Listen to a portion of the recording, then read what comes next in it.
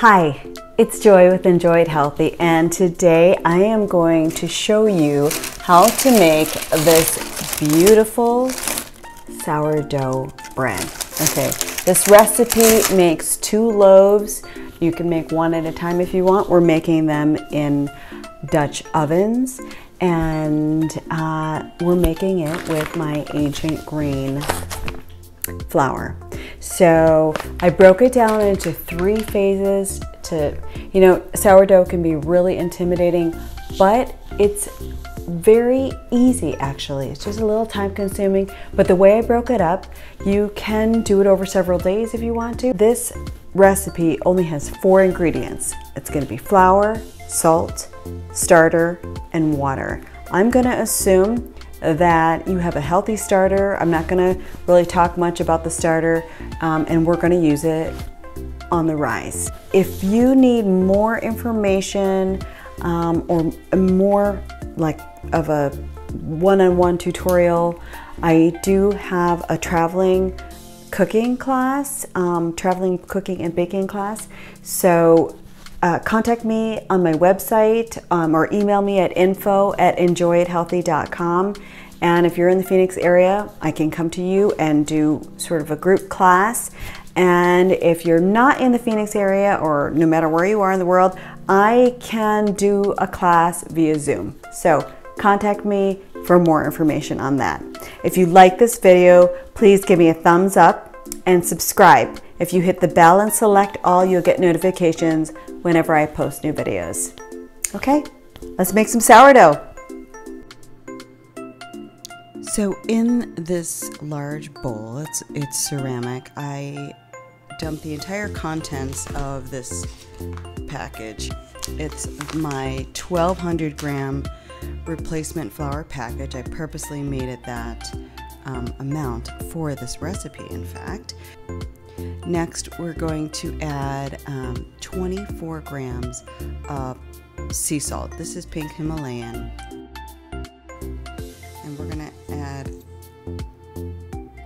300 grams of our sourdough starter, which I set out last night. Fed it last night before I went to bed and set it out, and it was ready to go in the morning. Lastly, I have I'm going to add 900 milliliters of water, and if you keep it on grams, if you keep your scale on grams, it's actually the same thing. So okay, you can kind of see how like it's bubbling and all that good stuff. That means that your sourdough is nice and active and it's alive. So I start with a spatula and just mix that together.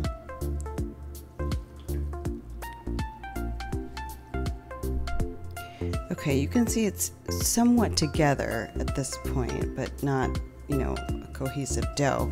So I switched to a glove just for, so it's not as messy and whatnot. So, and then I finish making it into a dough with this glove. You kind of see I'm like turning it and gathering it and pushing it toward the center. Okay, so when all of the flour is incorporated in here, you can see there's no flour on the bottom.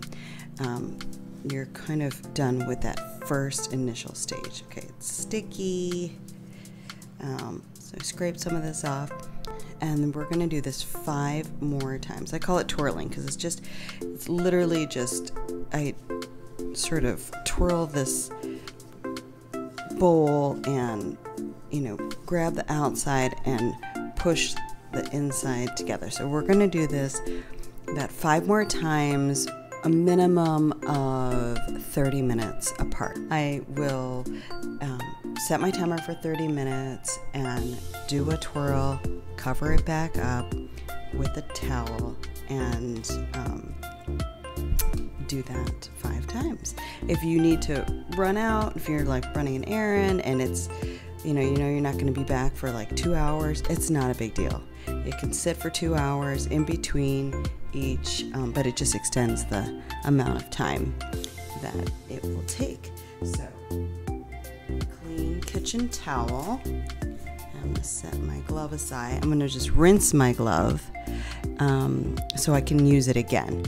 So I just keep it to the side in a bowl or a glass or something. Okay, where were we? So it's been, let me adjust this, about 40 minutes. I don't know, I set my timer, but then I got distracted.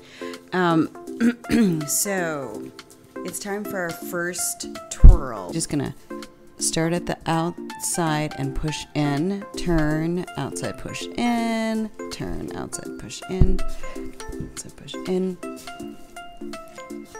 Very simple. Just do that like twice around, I would say. And that is it. I'm gonna take my glove off, save it for the next twirl, and I'm gonna cover that back up. And we're going to do that 4 more times. Just keep track. You can see this is after the 5th time with the kneading or twirling or whatever you want to call it.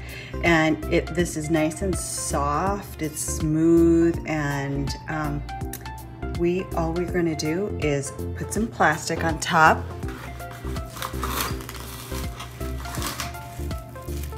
And we're going to let this sit on the counter, or you could have, a warm proofing spot, but oftentimes I just let it sit on the counter covered in plastic for 6 hours.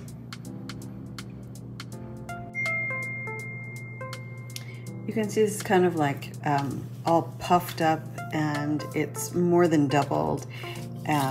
So I'm not ready to bake this at this point. I'm not going to bake it till tomorrow. So all I'm going to do is I'm going to sort of punch it down in a way, just release that air. I sort of cleaned up the sides, you can see a little bit with just a little scraper. Get that all down there. Now you want to make sure that the plastic, when you put it on there, is completely covering the hole, so there are no gaps and no air can get in there. This will go into the fridge until we're ready for our next step.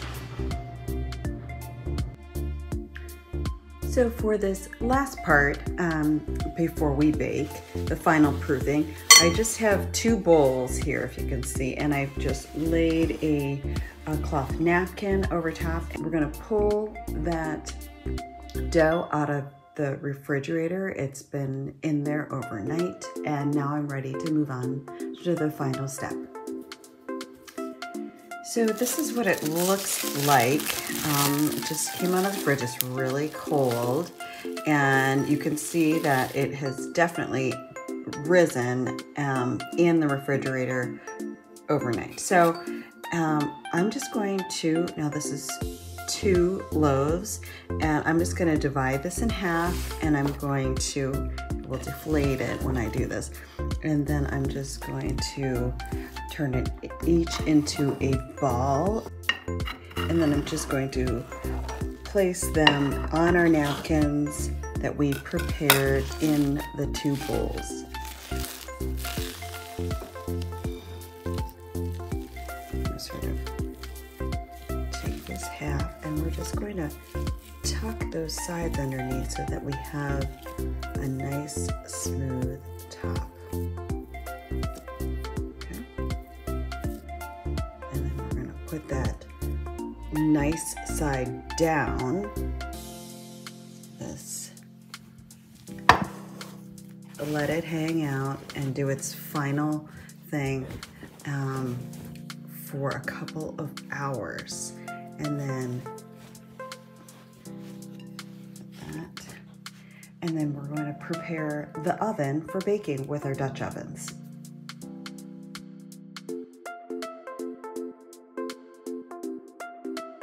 we are going to take our dough here that has been sitting in its final proofing stage, and we're going to take that nice side, so I turned it over, and we're going to take that smooth side and we're going to lay it down on the parchment paper like so. If you don't want to bother with any of the fancy designs or anything on top, that's fine. For a couple years, I just basically took a pair of scissors and cut an X in there like that, and that is ready to go. Just a little air, you're letting a little air escape there. Okay, so I'm going to show you that again on the second side. I'm trying to do this around my camera here, stand. Okay, so we've got our dough, sticky dough. We're going to make it into a nice smooth top. Okay, I'm just going to take a little flour, okay, and I have my a piece of dental floss here, and I'm just going to make an X right in the center. This is a bread lump, and these come off. Sorry, I have dough all over my hand. So I'm just going to do a very simple design, just a little wheat design, and I am not a bread artist here. I just do this kind of basic thing, which doesn't look like much, but actually it turns out really pretty in the end. So I'm just gonna do, there are tons of videos out there that you can watch on YouTube to get, if you really get into this. But I just kind of do the same basic thing. Okay, so I'm gonna try to take these out. They're so screaming hot. I'm gonna try to do this without getting tangled up in my mic here. Okay, so these are so hot. You have to be super, super careful not to burn yourself, okay? They're hot and they're heavy. Okay, so what we've got going is, make sure you don't touch that. But these are both our dough balls are ready to go, and I like to put them on this parchment because it's like you got handles here. So in goes one, in goes the other, and then we're gonna put these tops back on. And we're gonna put them back in and bake.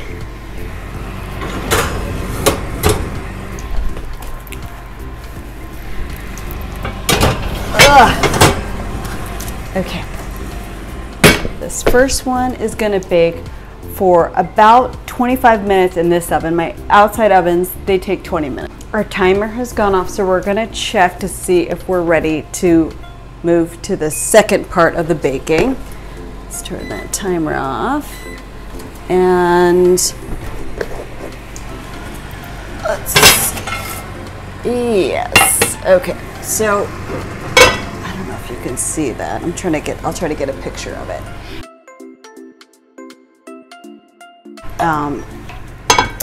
So at this point, we're going to take off the covers, and we're just going to lower the temperature to 400 degrees and let that bake for another 15 to 20 minutes. Okay, that's just right. Their tops are golden brown. And we're just going to turn the oven off, and we are going to just let it hang out for another 20 minutes. Be super careful that you don't, these are piping hot. Okay, so we've got these little handles here, And you just want to make sure you lift them out gently and place them on the rack to cool.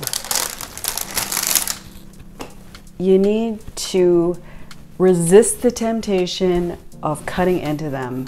They have to sit for 30 minutes.